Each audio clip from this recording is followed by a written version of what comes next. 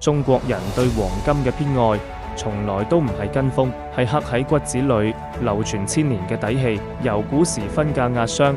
祈福藏金，去到現代人資產保值、抵禦風險，千百年潮起潮落，理財產品會爆雷，市場會動，唯獨黃金永遠係兜底嘅硬通貨。而家喺全球經濟波動之下，背靠成熟金融體系嘅香港黃金市場正加速走向國際化，成為連接內地同海外市場嘅核心樞紐。時代變咗，我哋嘅投資方式都徹底革新。從前線下買金、銀行持倉係主流，而家線上國際貴金屬交易已經成為趨勢。但與此同時，大家唔再只係關心金價升跌，交易正規性、資訊透明度、訂單可溯源，先係投資者最看重嘅核心。可以穿越市場期嘅平台，靠嘅從來都唔係流量。深耕貴金屬交易領域16年，金營中國始終堅守行業本心，憑藉香港黃金交易所正規交易資質，